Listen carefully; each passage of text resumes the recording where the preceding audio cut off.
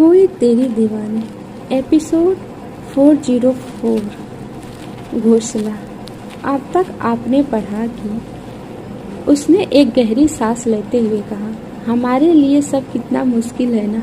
एक तरफ वो इंसान है जो पूरा सन्यासी बनकर बैठा हुआ है, जिसे अब किसी से कोई मतलब ही नहीं है, ना परिवार से ना दोस्तों से। तेज की ये बात सुनकर रौनित की मुस्कान भी चली गई। तभी वहाँ एक ऑफिसर आ गया। उसने दोनों को सैल्यूट करते हुए कहा, जय हिंद सर। चीफ वापस आ गए हैं, उन्होंने आप दोनों को फौरन बुलाया है।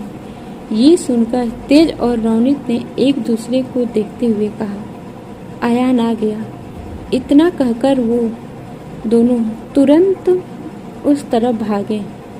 अब आगे माइका के रिजॉर्ट में।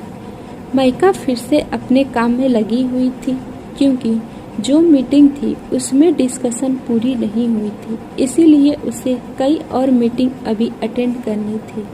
इसी वजह से वो और युवराज बिजी थे।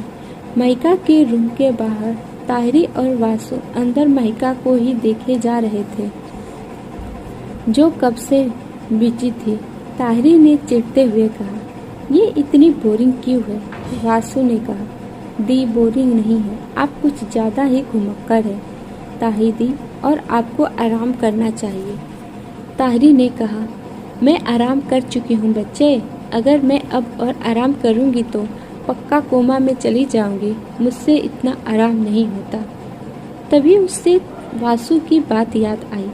उसने वासु के सर पर चपत मारते हुए कहा, तुमने मुझे घुमक्कड़ कैसे कहा? जाओ पहले इस हिटलर को बोलकर आओ कि हम कहीं बाहर घूमने जाते हैं। जब उसने मुझे छुट्टी दी है तो अपने आप को भी छुट्टी दे।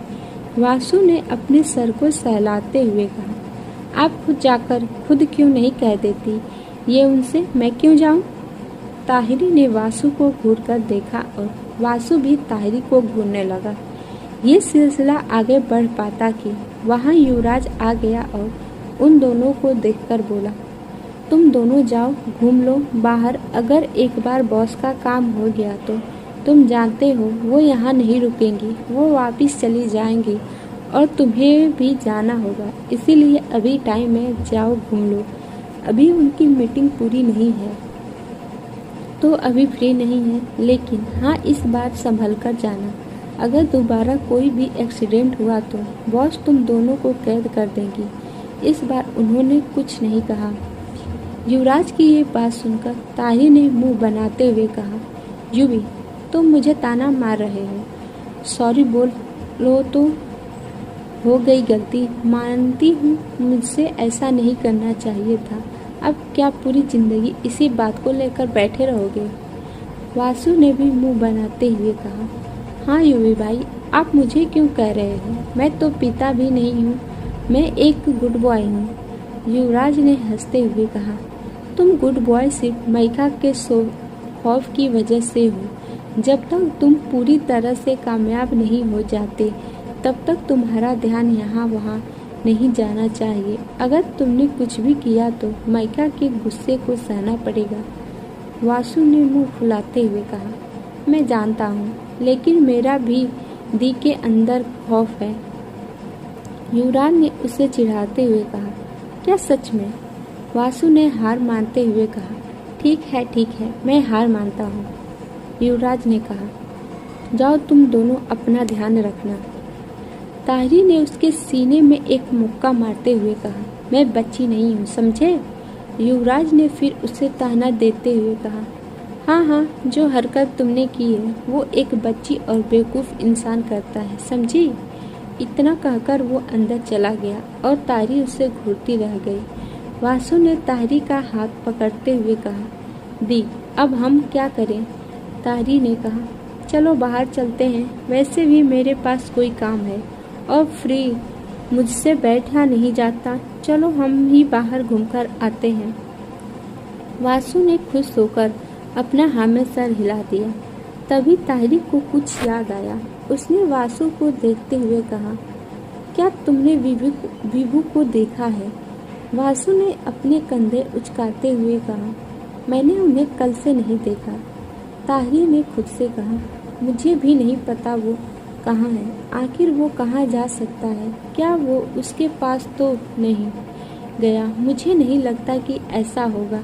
कल तो मैं पी रही थी, पक्का आज वो कहीं बैठकर पी रहा होगा। वासु ने पूछा, ऐसा क्यों?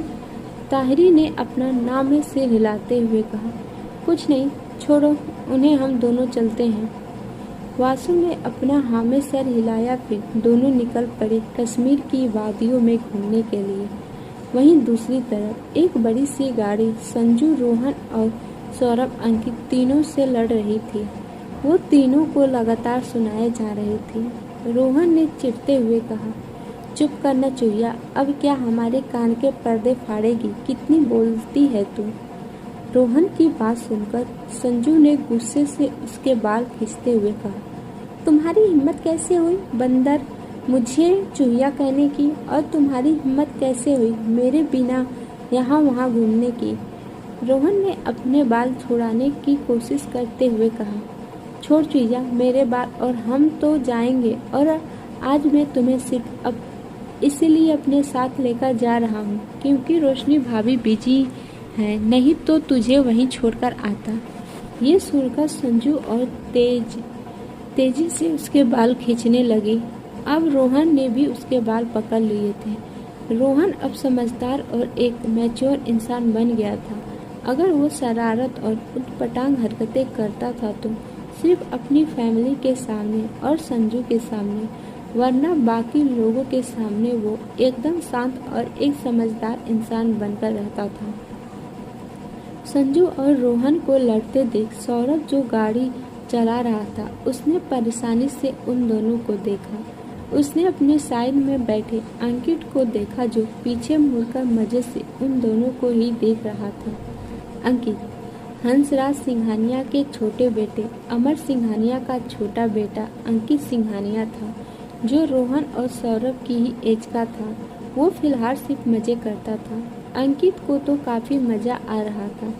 सौरभ ने चिढ़ते हुए कहा, अंकित तुम आखिर कर क्या रहे हो? उन दोनों को अभी अलग करवाओ, नहीं तो मैं सबसे पहले तुम्हें गाड़ी से उतार दूंगा। ये सुनकर अंकित जल्दी से रोहन को संजू से अलग करते हुए बोला, रो, क्या कर रहे हो? उसे चोट लग सकती है। संजू ने अंकित से चिढ़ते हुए कहा, बहुत जल्दी तुम्हें याद आ गया कि मुझे चोट लग सकती है? इतनी देर से बस मुंह फाड़े बस देख रहे थे। अंकित ने हंसते हुए कहा, तुम दोनों अपने आप को देखो, पहले कितने फनी लग रहे हो। ये सुनकर संजू और रोहन ने एक दूसरे को देखा तो वो दोनों एक दूसरे को ही देखकर हंसने लगे, क्योंकि उन दोनों ने एक दूसरे के बालों का पूरा घोंसला बना दिया था। आप सबको ये पार्ट कैसा लगा कमेंट करके बताना ना भूलिएगा, और जिन्होंने भी हमारे चैनल को सब्सक्राइब नहीं किया है, प्लीज़ आप सब हमारे चैनल को सब्सक्राइब कर लीजिएगा, ताकि हमें मोटिवेशन मिलती रहे और हम आप सबके लिए ऐसी प्यारी प्यारी स्टोरी लाते रहें। मिलते हैं नेक्स्ट एपिसोड में, तब तक के लिए bye bye and take care.